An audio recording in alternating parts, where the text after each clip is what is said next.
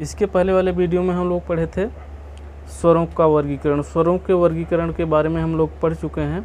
अगर आप लोग देखना चाहते हैं तो इस प्लेलिस्ट में जाइए। प्लेलिस्ट में सारे वीडियो हैं, वहाँ से आप लोग जाकर के देख सकते हैं। तो स्वरों का वर्गीकरण हम पढ़ा चुके हैं, जो कि इसी चैनल पर आप सभी को मिल जाएगा।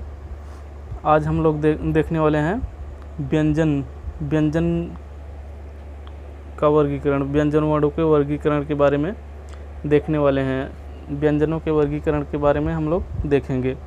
तो चलिए व्यंजन देख लेते हैं। तो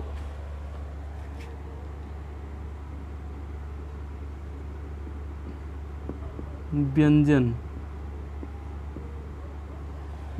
वर्ण को हम लोग देखने चल रहे हैं। स्वरों को देख लिए हैं, स्वरों को हम लोग देख चुके हैं, जो कि वीडियो इसी चैनल पर है, आप लोग वहां से जाकर के देख सकते हैं। आज हम लोग व्यंजन के वर्गीकरण के बारे में विस्तार पूर्वक देखने वाले हैं। तो देखिए व्यंजन किसे कहते हैं, पहले देख लेते हैं। तो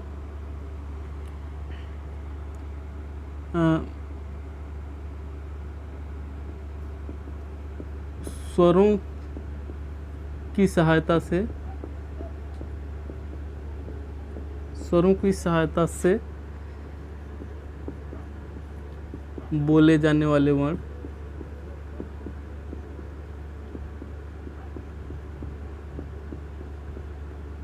स्वरों की सहायता से बोले जाने वाले वर्ण क्या कहलाते हैं? व्यंजन कहलाते हैं। किसी व्यंजन का उच्चारण अगर करेंगे तो उसमें स्वर रहता है, ठीक है।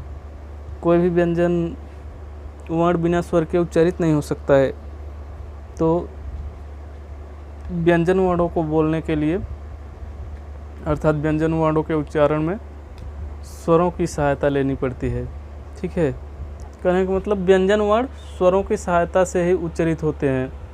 कोई भी व्यंजन वर्ण हो, उसका उच्चारण अगर करेंगे तो स्वर उसके अंत में स्वर जरूर आता है, ठीक है। तो व्यंजनों के वर्गीकरण के बारे में अब हम लोग देखेंगे। तो सबसे पहले कंठ। सबसे पहले कंठ है। कंठ में आ जाता है क, ख, ग, घ, अंग और एक आता है ह, ठीक है। ये कंठ वर्ण है, क, ख, ग, घ, अंग और ह। इसके बाद आ जाता है तालव्य।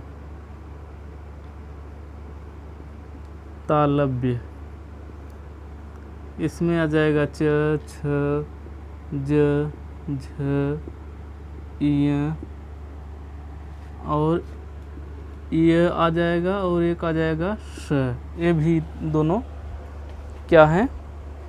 तालव्य वर्ण है, ठीक है। इसके बाद मूर्धन्य देख लेते हैं। मूर्धन्य वर्ण कौन कौन से हैं?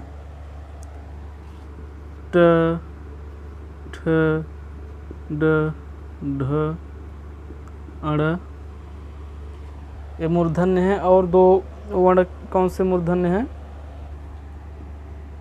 र, श, ये भी मूर्धन्य है ए, और इसमें ए तालव्य है और इसमें ह, एक कंठ में ह भी है, ठीक है। तो मूर्धन्य हो गया। इसके बाद आ जाएगा दंत्य।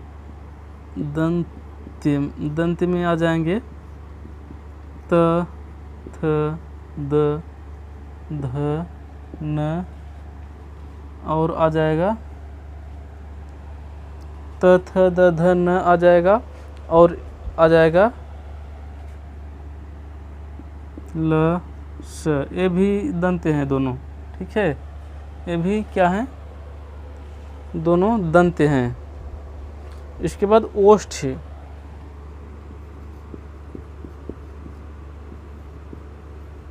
ओष्ठ हैं प, फ, ब, भ, म। ये सभी ओष्ठ हैं, क्योंकि ये इनके उच्चारण में ओठ, दोनों ओठ स्पर्श कर रहे हैं। ठीक है, और नासिक के वर्ण देख लीजिए कौन से हैं। नासिक के वर्ण, पंचमाक्षर को नासिक के वर्ण भी कहते हैं। हर वर्ग के पांचवें वर्ण, मतलब कंठ का पांचवा, तालव्य का पांचवा, मूर्धन्य का पांचवा, दंत का पांचवा और ओष्ठ का पांचवा, इसको क्या कहते हैं? पंचमाक्षर। पंचमाक्षर है, और इसको पंचमाक्षर को और क्या कहते हैं? नासिक भी कहा जाता है। नासिक क्या कहते हैं? नासिक के वर्ण हैं। ठीक है, क्योंकि इसके उच्चारण में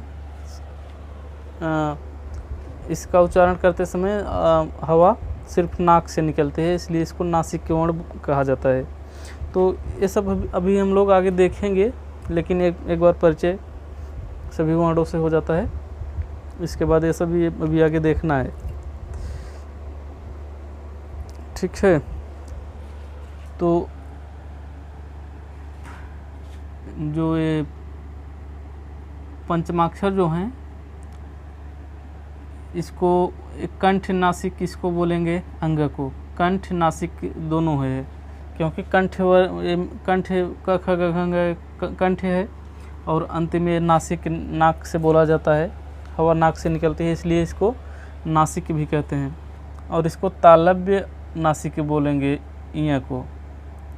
अड़ा को बोलेंगे मूर्धन्य नासिक, न को बोलेंगे दंत नासिक, म को बोलेंगे ओष्ठ नासिक। ठीक है, तो आगे चलते हैं। और वह एक इसमें वह छूटा है, वह को कहा जाता है दंतोष्ठ है। दंतोष्ठ, ये वह दंतोष्ठ कहा जाता है वह को। ठीक है, वह को क्या कहा जाता है? दंतोष्ठ। तो व्यंजन वर्ण कितने हैं? व्यंजन वर्णों की संख्या है 33। कुल व्यंजन वर्ण बराबर 33। ठीक है, व्यंजन 33 हैं, और 4 संयुक्ताक्षर भी हैं, तो वो तो इन्हीं से मिलकर बनते हैं। ठीक है, जो संयुक्ताक्षर हैं इन्हीं व्यंजनों से मिलकर बन जाते हैं, वो अलग नहीं हैं। ठीक है, तो मुख्य रूप से व्यंजन 33 ही होंगे। तो आगे चलते हैं अब हम लोग।